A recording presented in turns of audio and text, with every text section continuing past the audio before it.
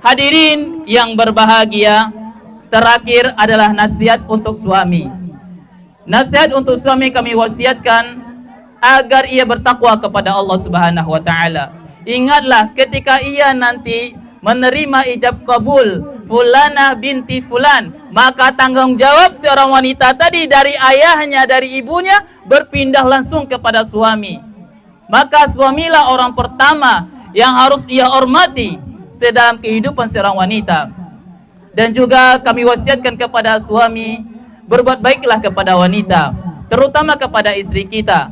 Karena kita ketahui wahai kaum muslimin, wanita itu tercipta dari tulang rusuk yang bengkok. Kalau di padian, nyu akan bengkok tadi. Tapi kalau di pasuannya patah. Maka dari itu kami wasiatkan untuk selalu berbuat baik kepada wanita. Apalagi seorang istri. Hari-hari yang abang lalui dengan istri, abang akan mendapati bahwasanya istri ini akan banyak kekurangan. Iya, karena dia bukan bidadari dari surga. Dia hanya manusia biasa. Hari-hari akan menyikap ternyata Kak Nema ternyata banyak kekurangannya. Maka apa yang harus dilakukan oleh Bang Henry? Maka dia harus bersabar. Nabi SAW pernah bersabda, "Istausu bin nisa'i khairan." Aku wasiatkan kepada kalian, hai kaum laki-laki, aku wasiatkan agar kalian berbuat baik kepada wanita. Siapapun wanita itu, entah itu istri kita, entah itu ibu kita, entah itu bibi kita, berbuat baiklah kepada mereka. Apalagi terutama kepada istri kita. Maka dari itu Bang Henry, maka teruslah berikan yang terbaik untuk istrimu setelah engkau menerima ijab kabul. Dan yang terakhir untuk nasihat untuk istri. Ini yang terakhir. Kami wasiatkan kepada Kak Nema agar hormati suaminya. Jadilah pelayan suami yang terbaik. Hormati ia, taati ia. Karena Nabi pernah bersabda, "Innahu jannatuki au naruki."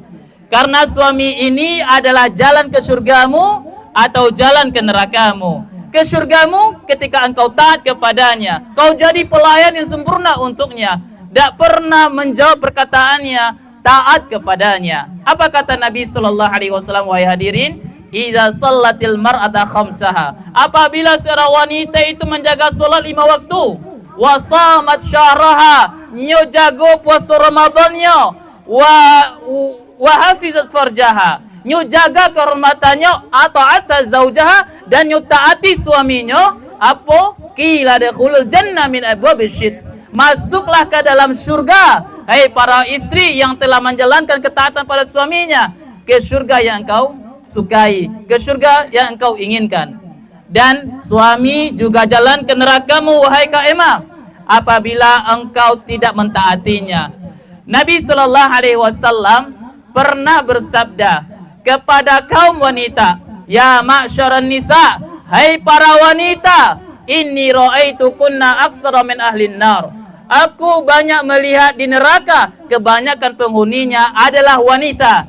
Sehingga para sahabiah bertanya kepada Rasulullah, "Ya Rasulullah, kenapa wanita yang banyak masuk ke dalam neraka?" Maka Rasulullah mengatakan, "Tuksirnal la'an wa tukfurnal ashir." Karena wanita terlalu banyak mengeluh kepada suaminya, tidak bersyukur atas pemberian suaminya. Maka ketahuilah, tidak ada surga bagi seorang istri yang tidak mensyukuri apapun pemberian para suaminya. Dan yang terakhir, apabila seorang suami mengajak istrinya ke ranjangnya, maka wajib patuh. Kalau tidak, malaikat akan melaknatnya. Dia alasan apapun, tidak boleh.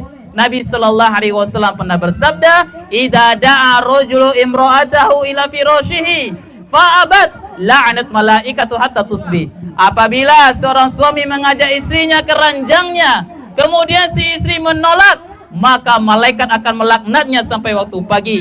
Bahkan sholatnya tidak diterima oleh Allah ketika dia tidur di tengah malam dengan keadaan nyenyak, sementara suaminya dalam keadaan jengkel kepadanya.